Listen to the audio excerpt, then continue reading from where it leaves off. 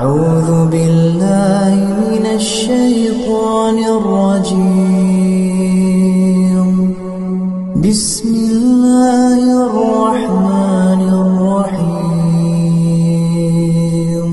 لقد أرسلنا رسلنا بالبينات وأنزلنا معهم الكتاب والميزان ليقوم الناس بالقسط وأنزلنا الحديد فيه بأس شديد ومنافع للناس